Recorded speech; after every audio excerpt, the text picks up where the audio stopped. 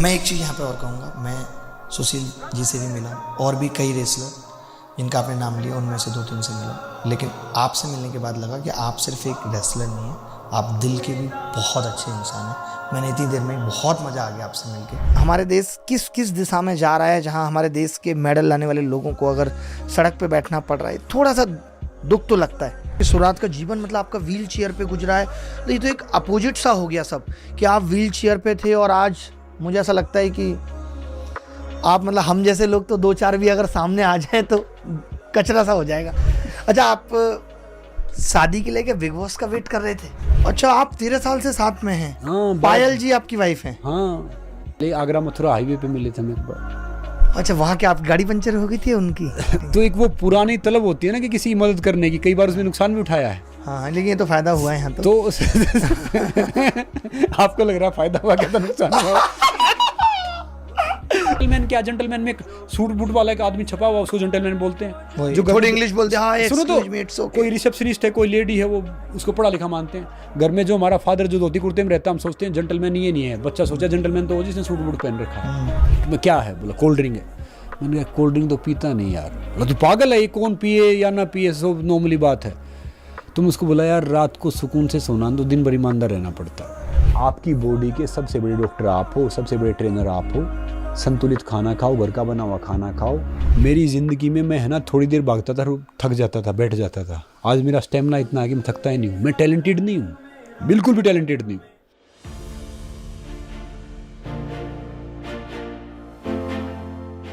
नमस्कार, मैं अभिनय आप सबका स्वागत करता हूँ। कैसे हैं? उम्मीद करता हूँ कि अच्छे होंगे।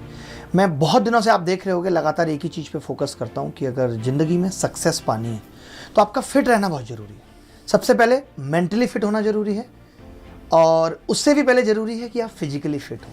तो आज का जो हमारा सेशन होने वाला है वो देश के बहुत बड़े रेसलर संग्राम के साथ होने वाला है। ये बहुत ही जीवन में इन्होंने अचीवमेंट किए हैं, उन सब पे भी हम बात करेंगे और आप जानेंगे कि कैसे मतलब बहुत सारी मुश्किलों से निकल के और यहाँ तक का इन्होंने सफ़र तय किया और आपके लिए क्या सीख है जो आप भी अपने जीवन में अच्छा कर सकते हैं। हम ये भी सीखेंगे कि सक्सेस मिलती कैसे है और आपकी सक्सेस में कैसे फिजिकल हेल्थ का रोल है जो आप अभी तक नहीं समझ पाते हैं।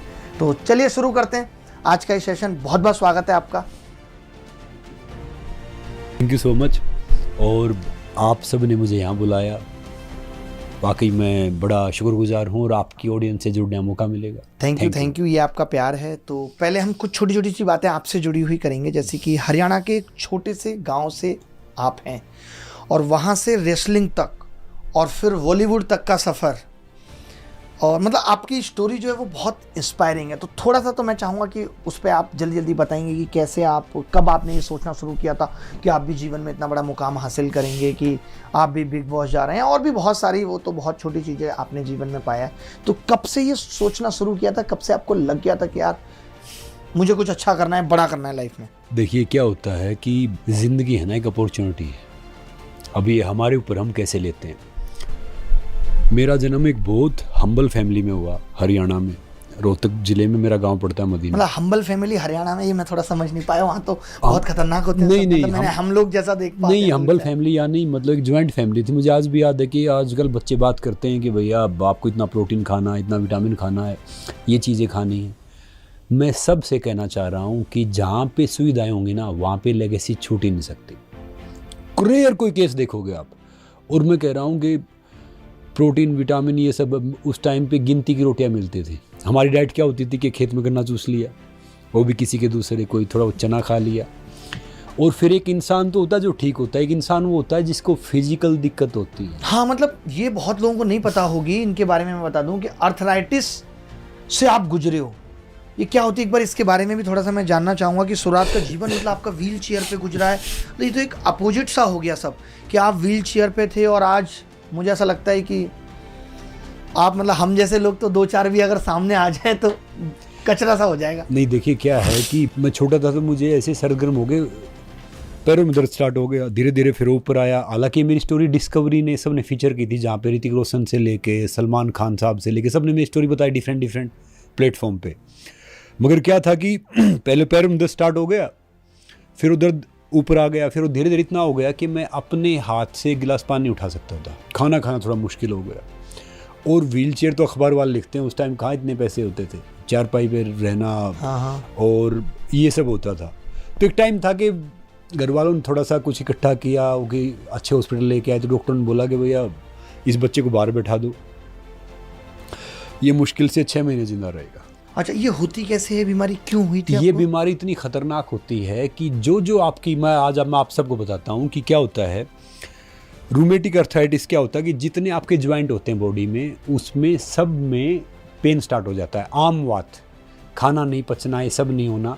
तो मेरे पैर की उंगली आज भी टेढ़ी हैं। अच्छा। तो पहले यहाँ से स्टार्ट हुआ, फिर यहाँ से, फिर यहाँ से, फिर यहाँ पे भी आ गया था। अच्छा। मैं ये भी नहीं कर सकता था। तो डॉक्टर क्या करेंगे, दवाई देंगे, स्टीरॉइड देंगे, कुछ देंगे, तो क्या होगा, ब्लड पतला हो जाएगा। वो ऐसे है ना, ऐसे। हाँ। तो हमें लगेगा थोड़ा आराम आ गया, मगर छोड़ने के बाद वो हड्डियाँ घिस जाएंगी और फिर वो गैप बन जाएगा। डॉक्टर कहते हैं कि इस बीमारी का कोई इलाज है ही नहीं। मैं कहता हूँ कि ये बीमारी 100% क्योरेबल है। ऐसी कोई बीमारी है ही नहीं कि जिसका इलाज नहीं हो सकता।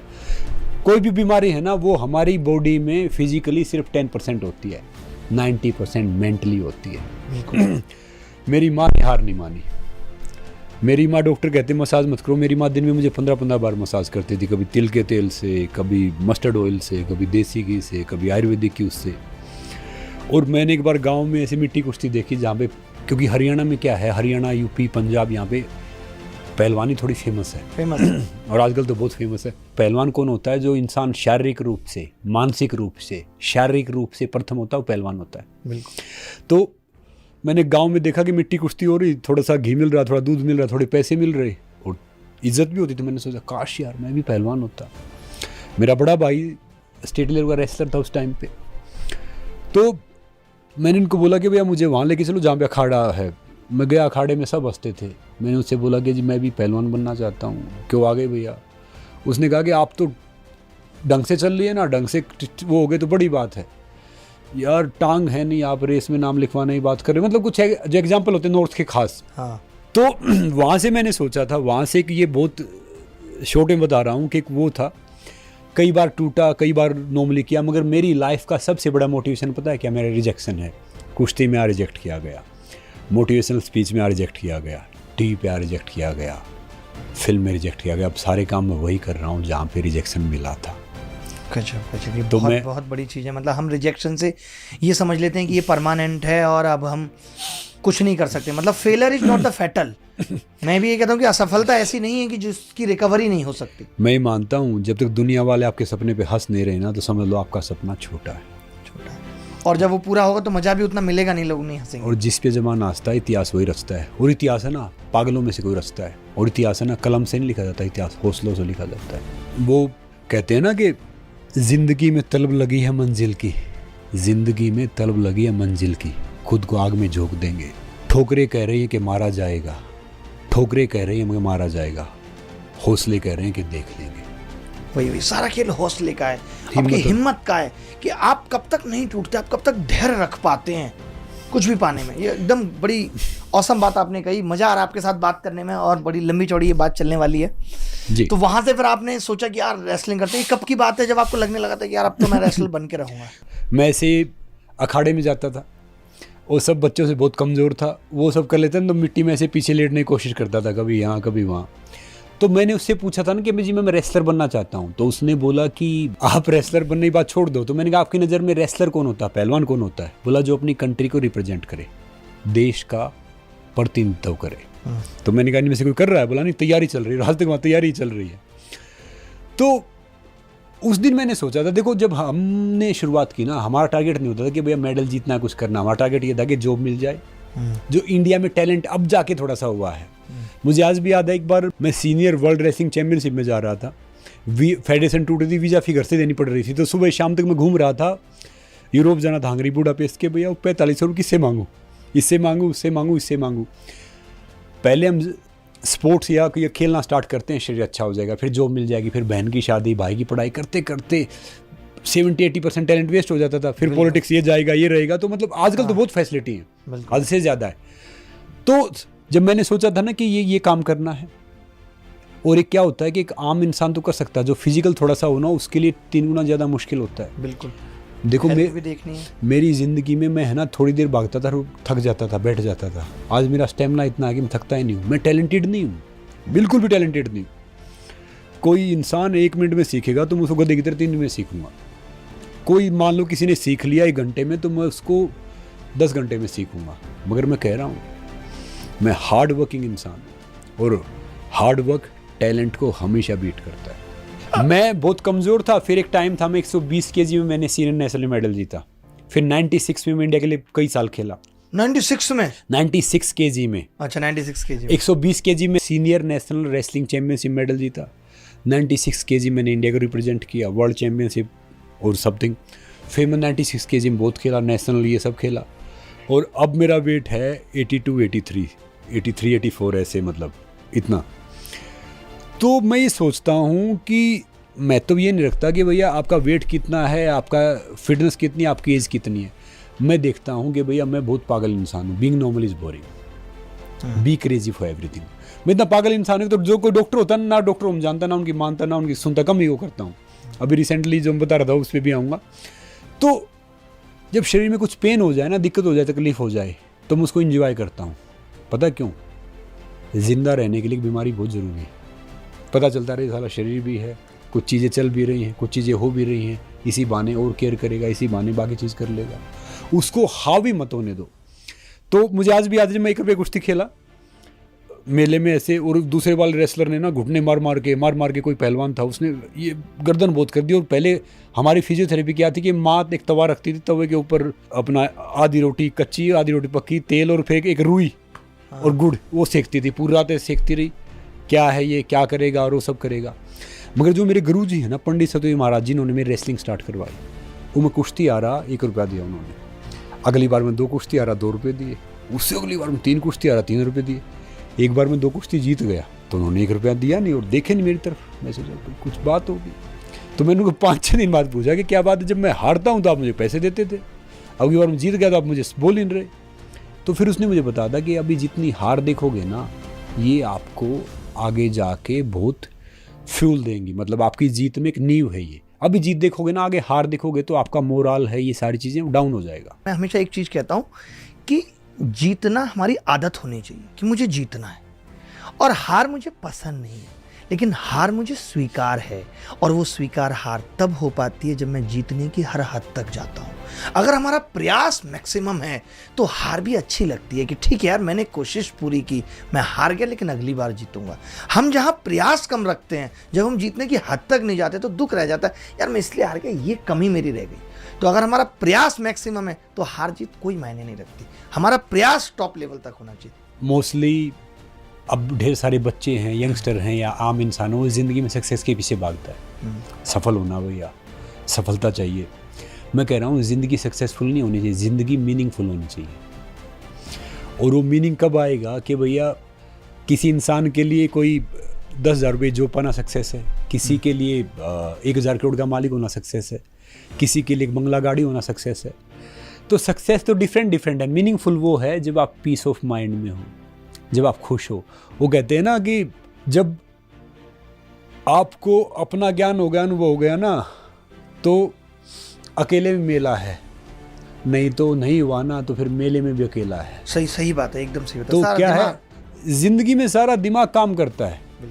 और ये दिमाग ऐसी चीज़ है, ये इतनी पावरफुल चीज़ है, जैसा हम सोचते हैं वैसा बन जाते हैं। पुरानी कहावत है, जैसा खाएंगे वैसा होगा मन, जैसा पिएंगे पानी वैसे निकले ही पानी, जैसी संगत वैसी रंगत। तो मैं कह रहा हूँ कि हमारे से बड़ा ट्रेनर, हमारे से बड़ा टीचर, हमारे से बड़ा कुछ है ही नहीं कोई भी, बस आप इसको कन्विंस कर लो। अच्छा, हरियाणा की जो एक कहानी मैंने बड़ी सुनी है और बड़ी हंसी आती है, वो आपको याद है कि वो जो कहते हैं कि किसी ने एक खूंटा रोड पे गाड़ दिया था कि कुछ भी हो जाए और खूंटा यहीं गड़ेगा। मतलब ऐसा कुछ होता है कि हरियाणा में मतलब जिद बहुत है कि कुछ भी अगर जिद कर ली, पॉजिटिव नेगेटिव, अगर ये कह दिया कि ऐसा होना है, देखो सरकार को झुका देना। नहीं, सुनो तो सुनो, मैं बताता हूँ। अब जैसे हरियाणा है, यूपी है, इवन पंजाब है, इवन राजस्थान है, तो जो हमारा डीएनए है ना, वो डीएनए ऐसा है कि हम किसी को आटा नहीं देंगे, रोटी बना के दे देंगे। बिल्कुल, समझ रहे हो? हमने जिद पकड़ ली ना कि भैया ये चीज़ ये है तो ये है। अब पता क्या है कि वहाँ पे अब मान लो कोई आरक्षण है, अब ना आपको पता आरक्षण क्या मतलब है, ना मुझे पता मतलब क्या है। हम पहुंचे हो क्या भाई, आरक्षण है भैया, आरक्षण है, वो चाहिए हमें। वो चाहिए भैया, और उसको पता नहीं कि आरक्षण है क्या, और मुझे फायदा होगा इसका। मतलब ये नहीं कि वो जो यहाँ के अपने यहाँ के इंसान है ना, वो इनोसेंट होते हैं, यानी मतलब वो कुछ बोलते रहेंगे, ऊपर से कुछ भी करेंगे, मगर वो दिल से इतना वो नहीं होता। ये आप सही कह रहे हो, और ये मैं चाहता हूँ कि सब लोग इस बात को सुने कि कभी भी हमारी बातों पे ना जाएं, दिल पे जाएं, कि हम दिल से कभी किसी का बुरा नहीं सोचते। हम है ना, हम नारियल की तरह होते हैं कि ऊपर से दिखेगा बड़ा वो है, पिघल जाते हैं, अंदर वो सॉफ्ट सी मलाई है। अच्छा, आप शादी के लिए बिग बॉस का वेट कर रहे थे? अभी शादी को भी 1 साल होने वाला है। पहले तो मैं चाहूँगा कि आप शादी चल कैसी रही है, थोड़ा सा इस पे, हम शादीशुदा ज़िंदगी कैसी चल रही है, और क्या शादी की नींव बिग बॉस में रखी गई थी, थोड़ा सा इस पे प्रकाश डालेंगे? नहीं देखो, बिग बॉस जैसे तो मैंने ढेर सारे शो किए हैं।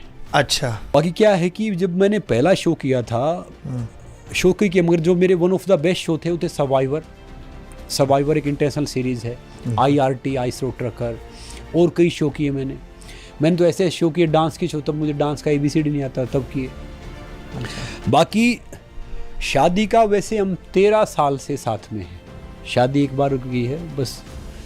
अच्छा, आप 13 साल से साथ में हैं? हाँ, पायल जी आपकी वाइफ हैं? हाँ, तो 12-13 साल से हम जानते हैं। हम सर्वाइवर में मिले थे, उससे पहले आगरा मथुरा हाईवे पे मिले थे हम एक बार।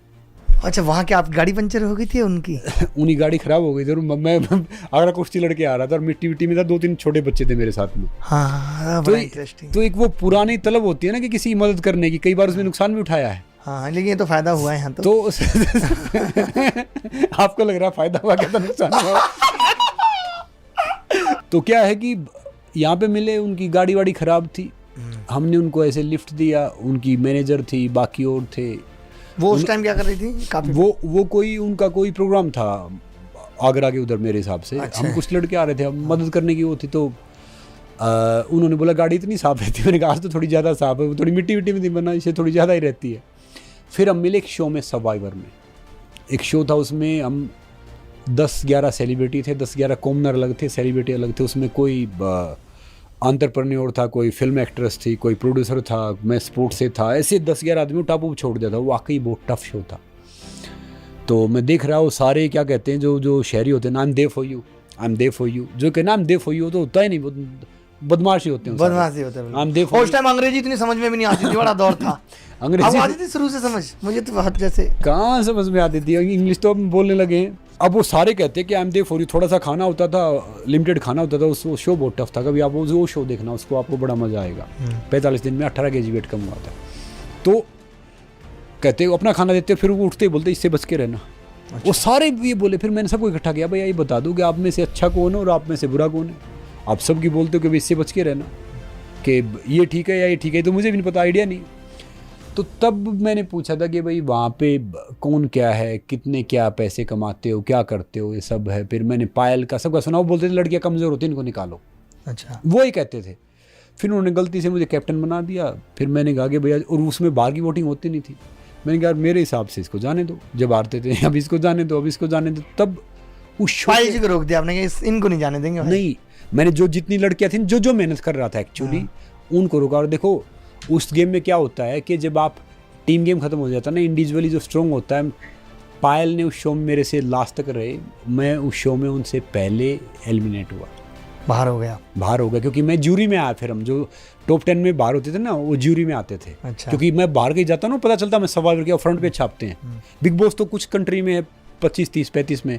सर्वाइवर तो अराउंड 100 कंट्रीज में है। बहुत मतलब वो इससे बहुत बड़ा शो है। मैं कह रहा हूँ इतना बड़ा शो है। अमेरिका में जिसने सर्वाइवर कर लिया ना, वो हॉलीवुड स्टार से बड़ा स्टार है। ये अमेरिका में था शो? नहीं, ये तो अमेरिका में, ऑस्ट्रेलिया में, न्यूजीलैंड में, हर कंट्री में सर्वाइवर बहुत बड़ा शो है। तो वही इंटरनेशनल सीरीज की फिलीपींस में शूट किया था हमने। अच्छा। और बहुत बड़े उस स्केल का शो था। लेकिन आपने इतना टाइम लिया, फिर उसके बाद शादी के आपके साथ बिग बॉस में भी थी वो ना? अच्छा, बिग बॉस में नहीं थी वो आपके साथ? अच्छा। तो आपने 12-13 साल के घर वालों को बताने में थोड़ा सा लगा आपको टाइम, मुझे ऐसा लग रहा है। नहीं देखो, घर वाले क्या है कि जो हमारे घर वाले ना समझदार हैं, समझ गए एज कंपेयर शहर वालों के। हाँ। उन्होंने एक बात बोली थी कि भैया ज़िंदगी आपकी है, हमने अपनी ज़िंदगी जी ली है, तो हम चाहते कि आप खुश रहो, अच्छी ज़िंदगी जियो, अपनी वैल्यूज़ के साथ हम बड़े होते। मैं चाहता था कि ज़िंदगी में नोबडी से समबडी कुछ बन जाओ, पहले कुछ हो जाओ, कुछ करो अपनी लाइफ में, उसके बाद आप शादी कर लो। शादी की तो कोई वो बात है ही नहीं कि भैया शादी अभी ज़रूरी है नॉर्मली, मगर एंगेजमेंट मैंने 8-10 साल पहले कर लिया था, क्योंकि एक रिस्पेक्ट की बात होती है, एक लड़की के लिए, लड़के के लिए नहीं बात होती। बिल्कुल सही बात है। वहाँ पे अब देखो, मान लो बहुत से क्या करते हैं कि they are dating, they are living, ये हर न्यूज़ सुनते हैं सेपरेट, ये तो आप कहीं भी चले जाओ भैया, कहीं भी वो कर लो, बात तो सब एक ही है। सब लड़कियाँ समान है, सब लड़के समान है। जिसके साथ वो आप 5-7 साल खराब कर रहे हो अपने, या अच्छे बिता रहे हो, फिर और कहीं वो करोगे। तो ज़िंदगी में टारगेट बड़े होने चाहिए। ये शादी, रिलेशनशिप, ये बहुत छोटी चीज़ है, नॉर्मल चीज़ है। और मैं कह रहा हूँ हर माता पिता को कि एक मैंने कई फिल्म देखी और देखा तो वो एक डायलॉग मारा था कि भैया मैंने आज तक आपको किचन में नहीं जाने दिया, आपको पायलट बनाया, आपको ये बनाया, आपको वो बनाया। अपने बच्चों को, बेटियों को खाना बनाना ज़रूर सिखाओ, बेटों को भी सिखाओ। हाथ का काम सबसे बड़ा काम होता है, मगर आजकल है ना, हम हाथ का काम कुछ मानते ही नहीं है। कि खाना बनाना अगर बच्चों को सिखा दोगे, बच्चों को सिखा दोगे, तो मैनेजमेंट भी अच्छी करेंगे वो। सही बात है कि भैया कितनी हल्दी, कितना नमक, कितना क्या, तो लाइफ में भी सक्सेसफुल होंगे। सही बोल रहे हैं, एकदम सही बोल रहे हैं। मगर दिक्कत क्या है कि हम ये सोचते हैं कि भैया ये चीज़ इसके नहीं है। मैं कह रहा हूँ कि सब बराबर हैं। लड़कियों को खाना बनाना जरूर आना चाहिए, लड़कों को भी आना चाहिए।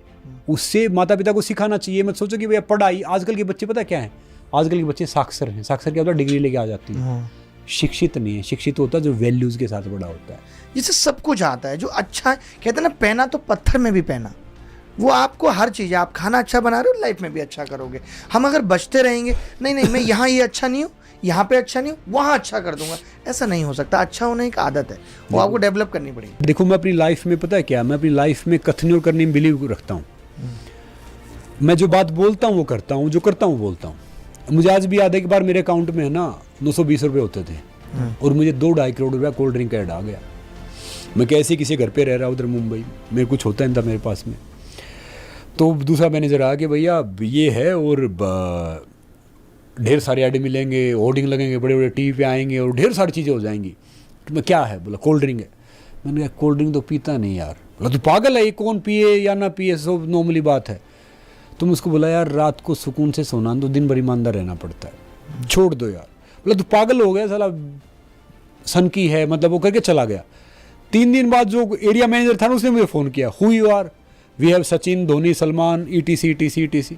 मैं सुनता रहा, उसकी गुस्से में था, क्योंकि जिसमें संयम होता है ना, उसको भगवान जी पराजित नहीं कर सकता। और मेरे में बहुत पेशेंस है।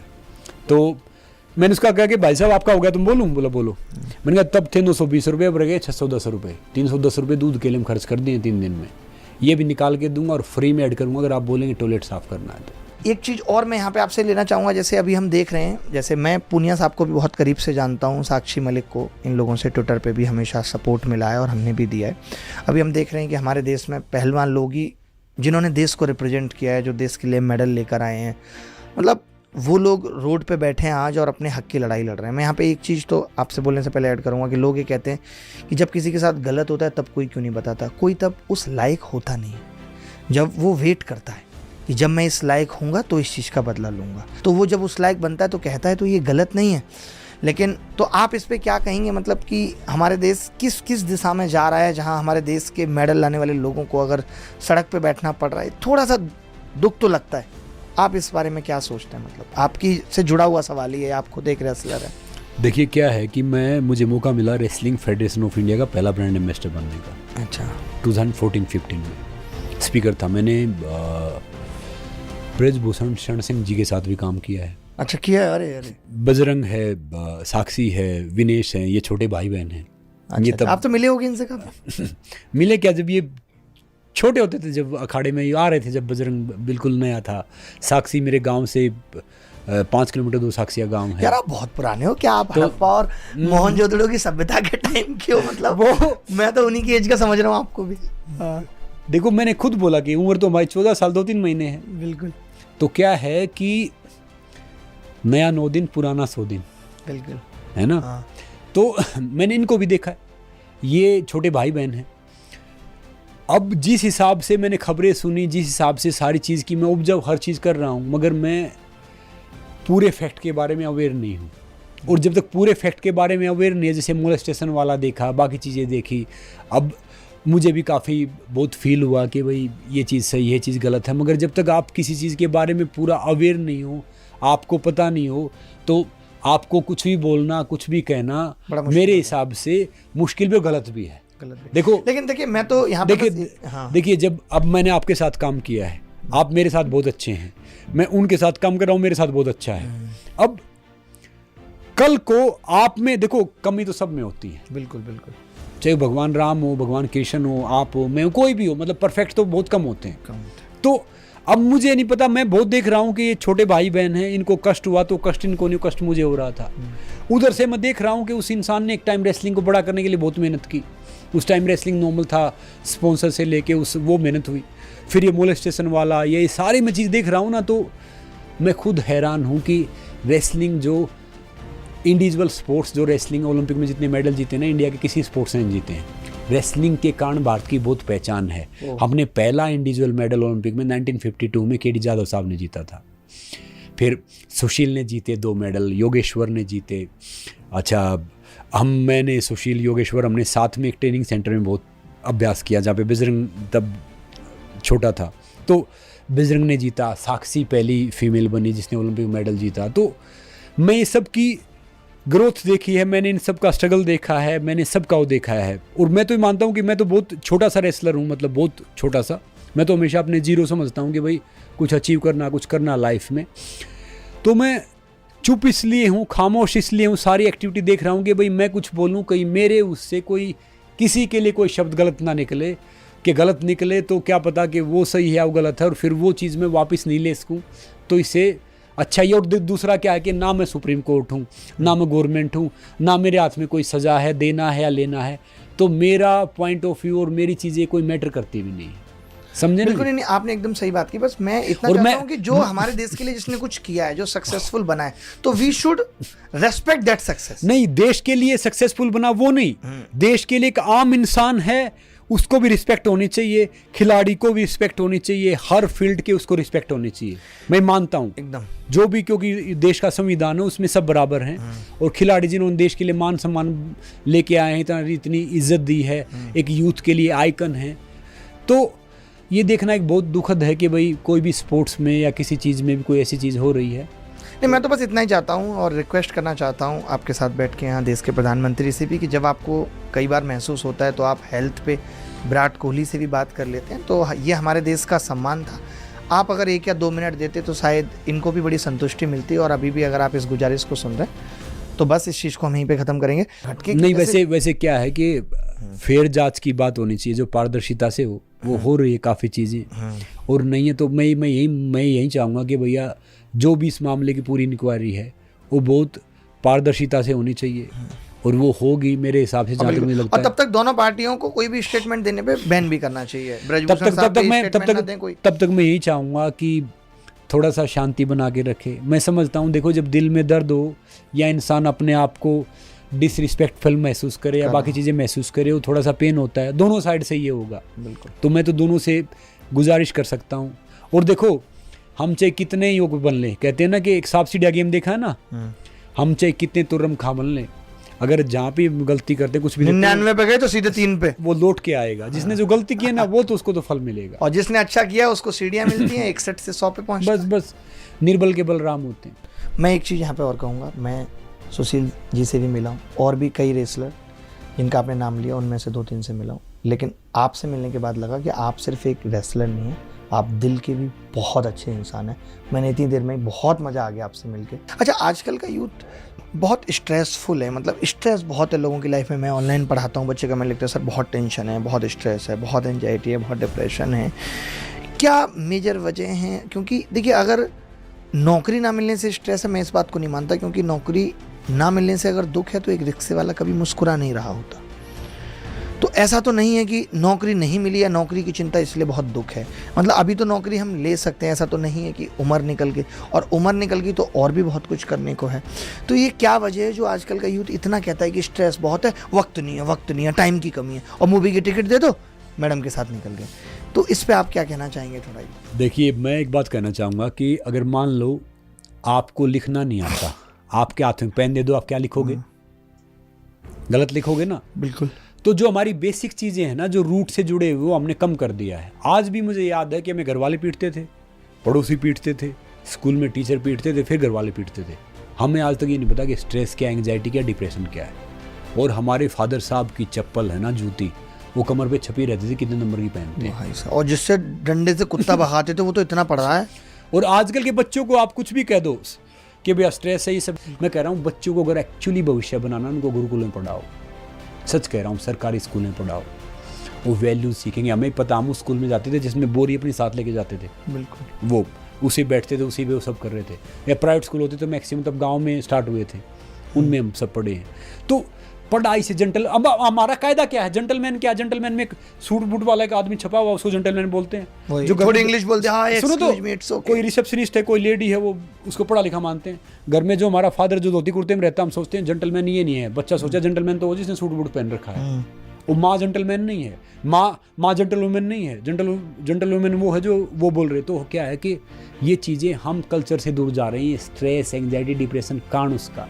सही बोल रहे हैं एकदम, क्योंकि आज से 20 साल पहले हमारी माओं ने 4-4 बच्चे पाल लिए, पूरे घर के कपड़े धो लिए, खाना बना लिया, फिर भी उन्होंने कभी ये नहीं कहा कि आज मेरे पास वक्त कम है। तो अगला सवाल मैं ये पूछना चाहता हूँ, जैसे हम मतलब रेसलिंग कर भी जाएँ काऊ टाइम पे, मतलब जैसे आप जाते हो तो एक डर सा ना लगता यार, काऊ ना कहूँ ऐसी जगह मार दो, थोड़ा डर तो लगत हो यार ना, मतलब डर सा मन में आता है ना यार, नहीं मैं तो फोड़ ही दूंगा, मुझे तो इतनी ताकत है। एक हमारा कोच होता था, मैं कई कोचों से ऐसे मिला हूँ, जो एक हरियाणवी होता था, वो कहता था गाली देके कि भाई आज कर ले जो कुछ करना है, ये तेरी जीत ये तेरी हार तू फिर छोड़ दे, देख ले, साले इसके बाद फांसी तोड़ेगा तुम्हें, ये तेरा आखिरी मैच है। मतलब जो कोच होता था उसकी सोच ये रहती थी। एक कोच ये होता था कि भाई नॉर्मल जी चीज़ है यार, तुम तो कर लोगे। तीसरा ये कहता था कि भाई ये लाइफ का ये चांस आपको पता नहीं आगे मिले ना मिले। चौथा कहता था कि भाई जो आपका अपोनेंट है उसकी ये स्ट्रॉन्ग पॉइंट है, ये वीक पॉइंट है, ये चीज़ें हैं, ये चीज़ें हैं, उस पर रहता था। मगर मैं क्या सच बताऊँ, चाहे वो मैच पहले खेला या आज खेला, जब तक रिंग पे नहीं जाओ, मैट पे नहीं जाओ ना, तो बाथरूम आता ही रहता है। जैसे टेंशन रहती है ना, आया सुनो तो, रिंग पे चाहे कोई, मैं नहीं, कोई भी है, चाहे वो कोई, सही बोला, चाहे कोई झूठ कितना ही बोले, रिंग पे जाओ ना, तब तक बाथरूम आता रहता है। और जब सामने वाले के देख दो लगते हैं ना, मतलब वो हाथ बात ये सब कुछ, तब जाके थोड़ी बॉडी वार्म होती है। और अगर आप अपनी प्रैक्टिस का 30% भी आपने दे दिया ना, तो आप मैच जीत गए प्रैक्टिस का। और प्रैक्टिस का मुश्किल से 5, 10, 12% दिया जाता है, क्योंकि दोनों साइड थोड़ा सा। और कई बार तो आपको फीवर हो जाता है, वो होता है कॉम्पिटिशन फीवर। आप 100 बुखार में, 101 बुखार में कई बार मैच खेलते हैं, क्योंकि क्या होता है कि वो आदमी सो नहीं पाता। जैसे इवन सचिन का, और हमने कई इंटरव्यू देखे ना कि उसके खिलाफ मैच था तो मैं सो नहीं इसका, मुझे फीवर था, ये सब था। तो क्या होता है कि जब बड़ा मैच होता है ना, तो आपको नींद आती ही नहीं, आप करवटें बदलते रहोगे, आप ये करते रहोगे, तो फिर क्या है कि वो आप जितना अनुभव होता जाएगा वो आपके लिए ईजी होता जाएगा। मगर ये नहीं कि डर खत्म होगा, डर तो आपके लिए रहेगा, और रहना भी चाहिए कि इंसान तब वो करता है। मगर क्या है कि वो सीखता बहुत है। जैसे अब मैं मान लो मैं कुश्ती करूँगा, मैं वापसी करूँगा, ये मानो अब मैं खेलूँगा ना, मैं जीतने हारने के लिए नहीं खेलूँगा, मैं खेलूँगा कि ढेर सारे नए बच्चे इंस्पायर होंगे, देखो यार वो इस उम्र में खेल रहा है, कुछ मेरी टांग भी खींचेंगे, कुछ ट्रोल भी करेंगे, कुछ सही भी करेंगे, और फिर मैं उस गेम को एंजॉय करूँगा। देखो कुश्ती बहुत बड़ा स्पोर्ट्स है, और बड़े बड़े इंडिया में अच्छे रेसलर हुए हैं, वर्ल्ड वाइड बहुत बड़े हुए हैं, मैं तो बहुत छोटा सा हूँ। मगर जब से मैं बिग बॉस में आया, बाकी शो में आया, तो कुश्ती को मैं वो 5 स्टार क्राउड तक मैंने टच करने की कोशिश की, लेके गया कि भैया ये। और फिर जो मैंने अपने आप को रखा है, अब जो कोई मेरे से मिलता है ना, वो कहता है यार रेसलर ऐसे होते नहीं, आपका पेशेंस लेवल क्या है, आपकी मैच्योरिटी क्या है, आपकी सिंसियरिटी क्या है, रेसलर डिफरेंट होते हैं। मैंने कहा गलत है, वो धारणा गलत है। पहले क्या होता था, मीडिया ने इतना ख़राब कर रखा था कुश्ती को, किसी ने झगड़ा किया ना, कोई जिम में जाता 2 ट्रैक सूट पहन रखे, पहलवानों ने कर दिया, फिल्मों मेरे 5 पहलवान बुला के ला, इलेक्शन मेरे पहलवान हो सब कर। तो क्या है, कुश्ती की इमेज इतनी ख़राब कर रखी थी।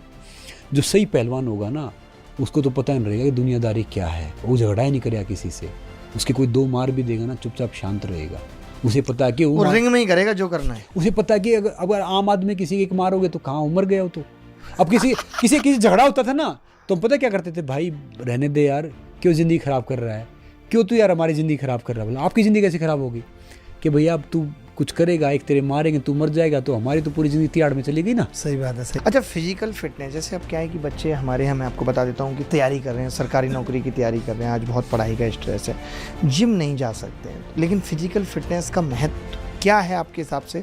और वो जिम नहीं जा सकते तो उनको क्या ऐसा करना चाहिए कि वो फिजिकली फिट रहे, तभी मेंटली फिट रह पाएंगे, तभी खुश रह पाएंगे, तभी कॉन्फिडेंट रह पाएंगे, तभी पढ़ पाएंगे? देखिए भैया, ये किसी ने बोला ना कि फिजिकल फिटनेस के लिए जिम जाना है, तो 2 डंडे में मारूंगा उसके।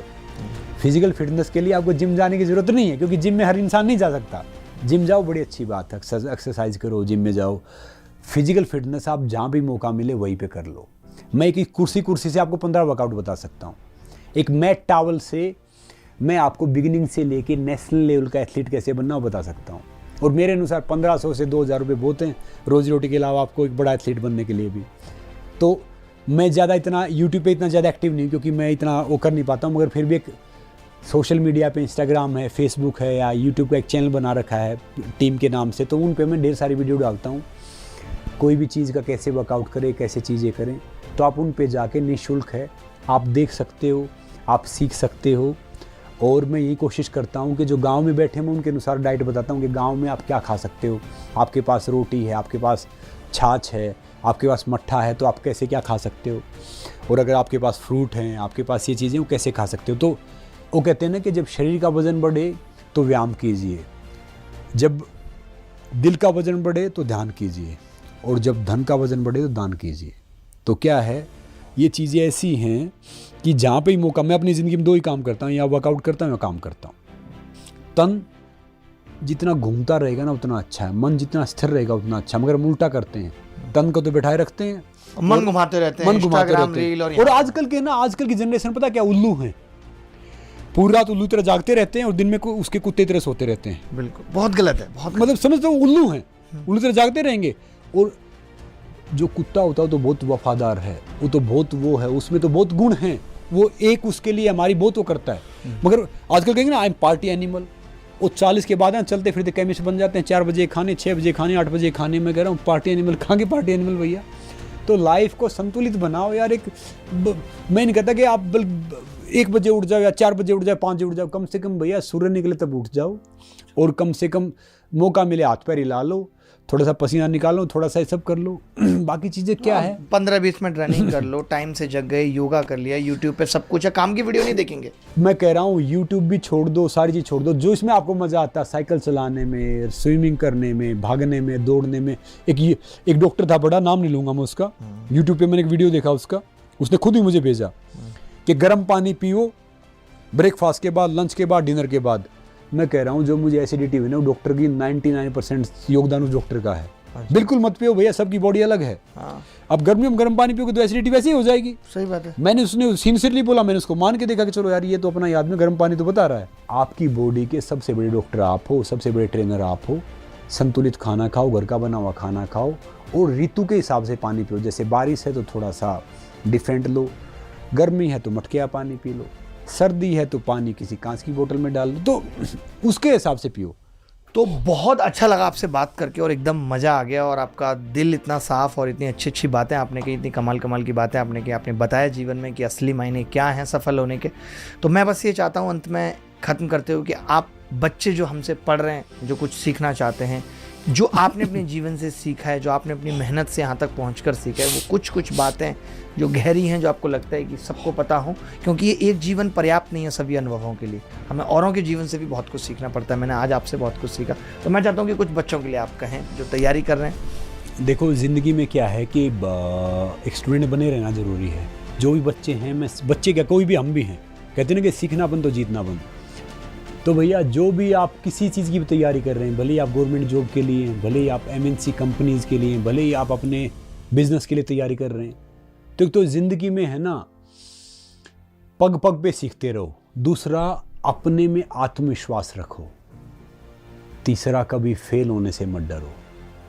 चौथा, कि भले ही कोई कुछ हो जाए, सामने वाले है ना हमारी ताकत और पैसे का अंदाज़ा लगा सकते हैं, मगर हमारी हिम्मत और हौसले का अंदाज़ा कोई नहीं लगा सकता। आप वो रखो। पांचवा, जो सबसे बड़ी बात क्या है कि एक्सपेरिमेंट करो, मगर सीखो ज़्यादा, गलती करो, गलतियां करना जरूरी है, मगर एक गलती दोबारा मत करो। तो जिंदगी में आपको कामयाब होना है, और सबसे जरूरी बात, बड़े सपने देखो। सपने तभी पूरे होंगे जब सपने देखेंगे। तो जिंदगी में सपने देखो, अपना आत्मविश्वास रखो, और याद रखो ये ज़िंदगी है ना, कुछ नहीं है, एक मेले की तरह है। जैसे मेला नहीं, जब मेला जब स्टार्ट होता है, फिर जाता है, फिर उसमें ढोल नगाड़े सब होते हैं, शाम तक वो मेला फिर पूरा रैप हो जाता है, मतलब बंद हो जाता है। तो ज़िंदगी भी वही है। आप शुरुआत करो। ये महत्व नहीं रखता कि हम कौन कहाँ से आया कहाँ जाएगा, महत्व ये रखता है कि भैया हमने क्या लेगेसी छोड़ी, क्या हम करके जा सकते हैं। तो ज़िंदगी में हमेशा सीखते रहो, आगे बढ़ते रहो, और हमेशा अपने माता पिता के पैर छुओ, उनकी इज़्ज़त करो, अपने गुरुओं की इज़्ज़त करो अगर ज़िंदगी में आगे जाना है तो। क्योंकि एक बाल्टी होती है ना, बाल्टी कुएं में डालते हैं ना, बाल्टी खड़ी रहेगी, बाल्टी कभी भरेगी नहीं। अगर बाल्टी झुक जाती है ना तो उसको कुआं पानी देता है, या एक बाल्टी से कुआं खाली नहीं होता। तो सबसे बड़ा जो रूल है, स्टे हम्बल, एम हाई। तो आप ज़िंदगी में आपको आगे बढ़ने से, कामयाब होने से कोई नहीं रोक सकता। और आपकी कुश्ती का ही सीधा सा फंडा है कि कोई हारता तब तक नहीं कि वो गिर गया तो हार गया, जब वो उठने से मना कर देता है तब उसकी हार होती है। तो ज़िंदगी में असफलताएं आती रहेंगी, बट ऐसा नहीं है कि ये फैटल है कि अब ये ठीक नहीं हो सकती। असफलता के बाद ही सफलता मिलती है, और सफलता का मज़ा भी तभी है। तो फिर इसी तरीके से हम मिलते रहेंगे और बहुत सारी बातें करते रहेंगे। बहुत मज़ा आया, और देखते रहिए, प्यार बांटते रहिए। आप भी जो हम आपको सिखा रहे हैं वो आप औरों को भी सिखाते रहिए। धन्यवाद, thank you very much, thank you. नमस्ते।